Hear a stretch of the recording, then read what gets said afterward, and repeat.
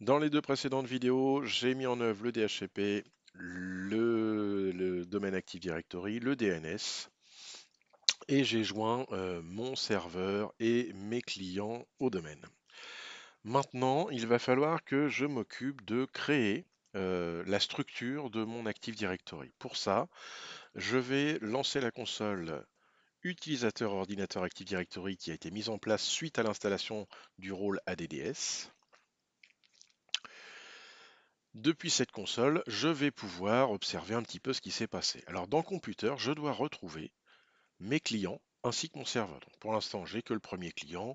Les autres, je ne les ai pas encore ajoutés. Je les ajouterai dans un deuxième temps.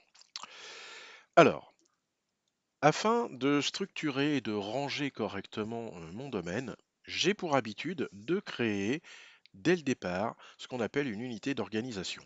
Donc, nouveau, à la racine de mon domaine, donc sur tssr.dom, et unité d'organisation. Cette unité, je vais l'appeler base. Alors après, on l'appelle comme on veut. Moi, j'ai pris l'habitude de l'appeler base parce que c'est la base, c'est le point de départ, c'est appeler ça comme vous voulez, mais c'est vraiment à partir de là que je vais commencer à créer mes objets dans l'Active Directory. Donc mes objets, ce sera mes ordinateurs, ce sera mes utilisateurs, ce sera aussi des stratégies, des choses comme ça.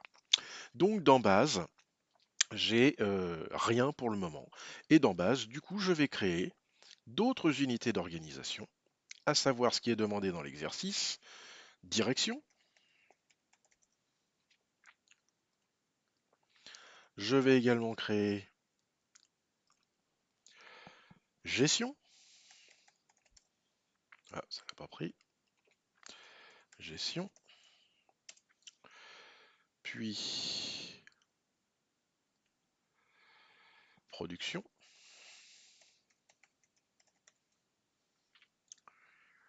Et enfin informatique.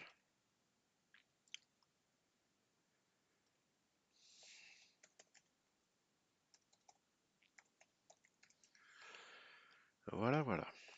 J'ai créé ma structure de base avec donc la base et les 4 UO, unités d'organisation, en fonction de mes 4 services comme demandé dans l'énoncé. Je vais maintenant créer mes utilisateurs. Alors, pour plus de simplicité, parce que je suis quelqu'un de prévoyant, je ne vais pas les mettre tout de suite dans les OU. Je vais les mettre dans base. On va voir tout de suite pourquoi. Je vais créer mon premier utilisateur. Donc, nouveau utilisateur. Mon premier utilisateur s'appelle Francky Vincent. J'étais très inspiré pour le nom d'utilisateur. Francky Vincent. Oula, si j'écris des bêtises, ça marche pas. F Vincent. Comme identifiant, c'est pas mal. Suivant. TSSR 76 étoiles. TSSR 76 étoiles. Là, je vais, pour plus de simplification, je vais décocher l'utilisateur doit changer le mot de passe à la prochaine ouverture de session. J'aurais pu le laisser si je souhaitais, effectivement. Normalement, c'est ce qu'on fait. Mais là, pour me simplifier la vie, je décoche cette option et je vais même carrément dire que le mot de passe n'expire jamais. Et je vais faire suivant. Le petit résumé, je fais terminer. Là, pour créer Martine à la plage, je pourrais faire clic droit, nouveau, utilisateur et reprendre la même technique. Mais il y a une petite astuce qui consiste à copier l'utilisateur que je viens de faire. Clic droit sur Francky et je vais faire copier. Et là, je vais faire Martine à la plage, M à la plage. Voilà, et je vois directement que mes options sont déjà cochées. Donc c'est pratique. Alors, la copie d'utilisateur, donc là on ne fait pas grand-chose, mais ça peut aller beaucoup plus loin. Ça peut aller si par exemple j'ai l'onglet profil d'un de mes utilisateurs qui est déjà renseigné, ça reprendra toutes les infos. Donc c'est quand même assez pratique. Mais on va voir après qu'on peut aller encore plus vite. Donc je reprends à nouveau Francky Vincent et je vais l'utiliser pour créer J'en peux plus. J'y peux plus. Suivant, le mot de passe. Cette technique permet surtout d'éviter les erreurs. Hein, à partir du moment où on a un compte qui est bon, Bah, on a juste à le copier. Alors, bien entendu, s'il est déjà dès le début, s'il est foiré, bah, ça va foirer tout le reste. Et enfin, Chris Prols, c'est Prols. Suivant, le mot de passe qui va bien. Suivant, terminé. Voilà, j'ai créé mes 4 utilisateurs. Alors, encore une fois, je pourrais être tenté de les positionner tout de suite dans les OU. Que nenni, c'est toujours pas une bonne idée. Mes utilisateurs, dans l'énoncé, je dis qu'ils doivent tous disposer d'un lecteur personnel. Alors, ce lecteur personnel, il est, comme je ne l'avais pas spécifié dans l'énoncé, il va être stocké sur le serveur SRVAD. On aurait pu le mettre sur SRV Service, bon, ça ne change pas grand-chose, hein. En général, dans la vraie vie, il est vrai que on stocke les dossiers utilisateurs et tout ce qui est dossier partagé sur un serveur à part du contrôleur de domaine. Bon là, ça change pas grand-chose en termes de mise en œuvre, c'est juste qu'on le ferait sur un autre serveur. Donc là, au préalable, j'avais une deuxième partition sur mon serveur, donc cette deuxième partition, je vais l'utiliser. Donc ici, je vais créer un nouveau dossier que je vais appeler perso, parce que c'est les lecteurs perso. Ce dossier, je vais le partager correctement. Partage avancé, partager ce dossier, autorisation, je supprime tout le monde et je vais ajouter les admins du domaine, point virgule, et les utilisateurs du domaine. Vérifier les noms, il m'a mis automatiquement admin du domaine et utilisateur du domaine. Je valide. Les utilisateurs du domaine, on leur met le droit de lecture modification. Les admins du domaine, on leur met le contrôle total. J'applique tout ça et je valide mes fenêtres. Je vais dans l'onglet sécurité. J'ai pour l'instant un problème, c'est que dans l'état actuel des choses, tous les utilisateurs vont avoir accès à tous les dossiers perso de tout le monde. Donc ils ne seront plus vraiment perso si je fais ça.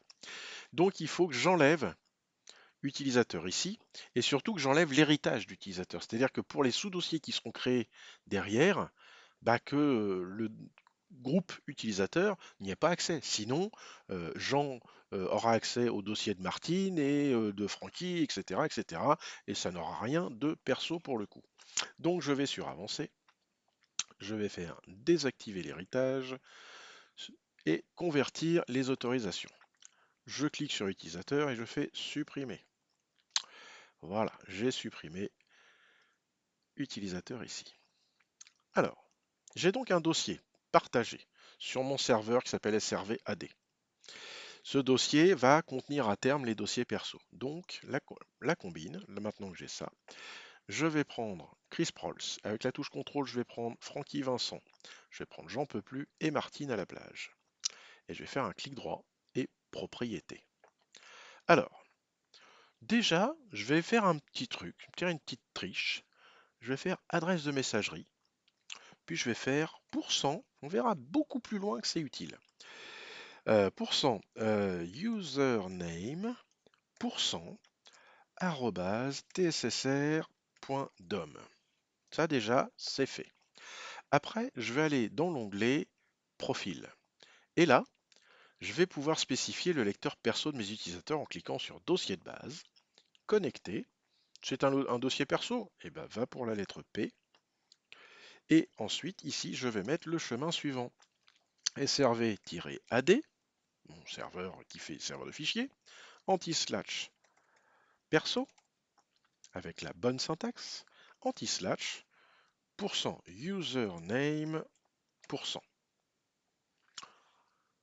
Et là, je fais OK. Visuellement, il se passe rien du tout.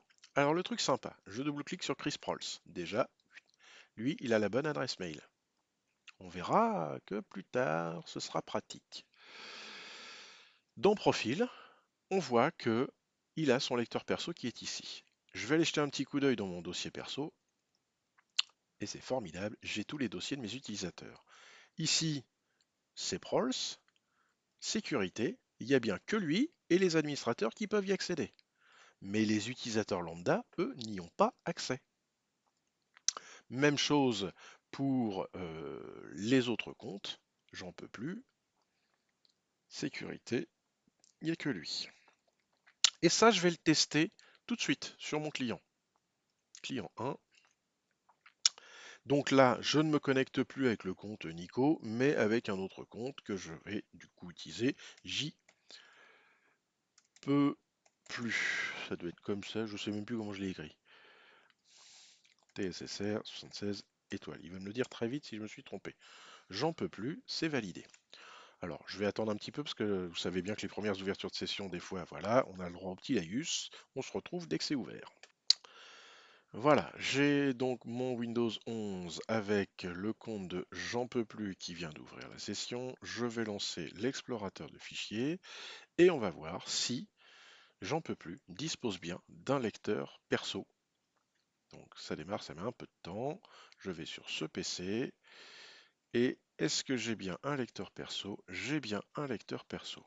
Donc je peux aller dedans sans problème. Je peux y créer normalement un nouveau dossier, un nouveau fichier, etc., etc. Par contre, si J'en peux plus est un petit malin et qu'il essaye de faire «Ah mais attends, j'ai vu que c'était ici», s'il essaye d'aller ici, «Ah super, c'est accessible», et bien en fait, non. Il peut aller dans son dossier qui est dans perso, mais il peut pas aller dans perso. Donc déjà, ça, c'est une bonne chose. Voilà, cette vidéo donc couvrait la mise en œuvre donc des OU, la création des lecteurs perso. Dans la vidéo suivante, on va s'occuper du lecteur groupware avec les sous-dossiers et les droits d'accès associés ainsi que le montage automatique de ce lecteur.